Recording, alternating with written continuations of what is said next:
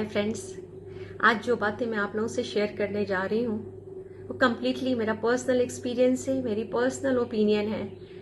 अगर आप मेरी बातों से हर्ट होते हैं तो आई एम सो सॉरी।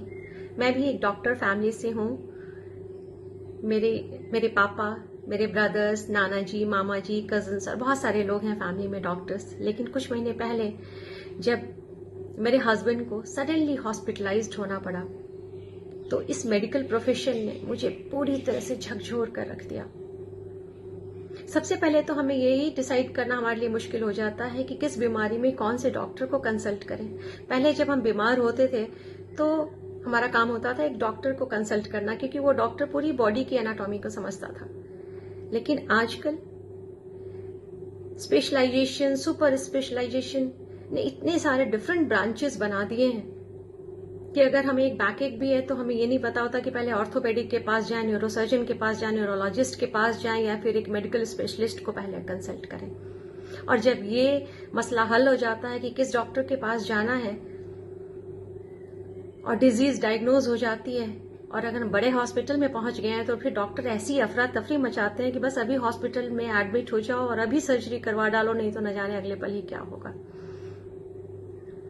तो वहीं से पेशेंट की मेंटल कंडीशन आप समझ सकते हैं। एक छोटी सी बीमारी लेकर के हम हॉस्पिटल में एंटर करते हैं,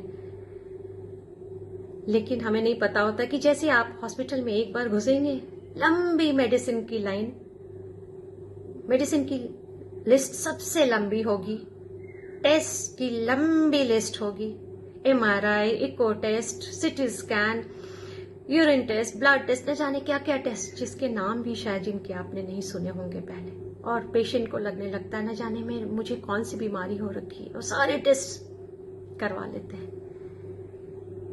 और सोने पे सुहागा, अगर आपके डॉक्टर का एटीट्यूड नेगेटिव है, अगर उसने आपको डरा दिया, तब तो फिर भगवान ही मालिक है।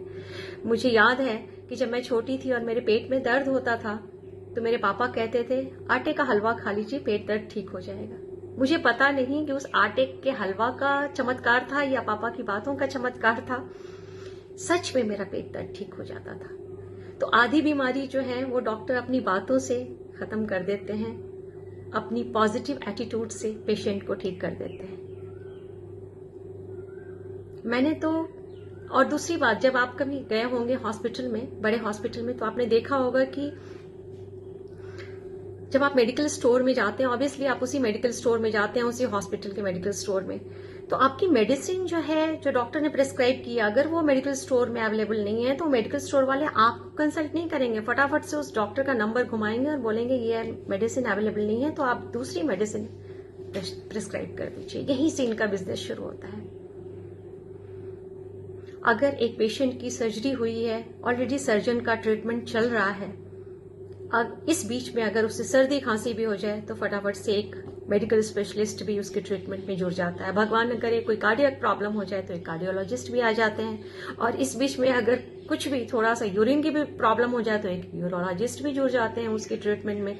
और न जाने क्या क्या छोटी छोटी चीजों पे नए नए डॉक्टर्स जुड़ते रहते हैं। और इस तरह से एट अ टाइम एक हॉस्पिटल में, बड़े हॉस्पिटल में एट अ टाइम एक पेशेंट को कई डॉक्टर्स ट्रीट कर रहे होते हैं। और मैंने ऐसा देखा है, मुझे एक्सपीरियंस है कि कई बार इग्नोरेंस की वजह से शायद एक डॉक्टर दूसरे डॉक्टर ने क्या प्रिस्क्राइब किया है ये नहीं देखते हैं, और एट अ टाइम एक patient 3 different types of antibiotics खा रहा होता है। अगर वो पेशेंट अवेयर नहीं है, अगर वो पेशेंट अलर्ट नहीं है, अपनी मेडिसिन को चेक नहीं कर रहा है और एक ही बार में वो 3 तरह के डिफरेंट टाइप्स ऑफ एंटीबायोटिक्स ले रहा है, तो आप सोचिए, फिर तो भगवान ही मालिक है।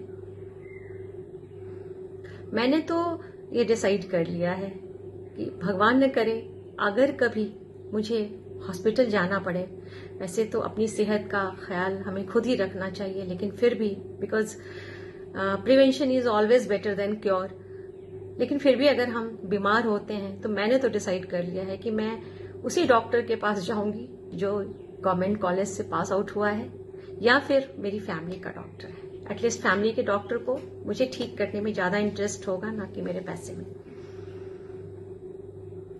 और दूसरी बात कि डॉक्टर का एटीट्यूड भी बहुत मैटर करता है। आप जब भी हॉस्पिटल जाइए, अपने दिमाग की खिड़कियां खोल कर जाइए, पूरी मेंटल स्ट्रेंथ लेकर के जाइए।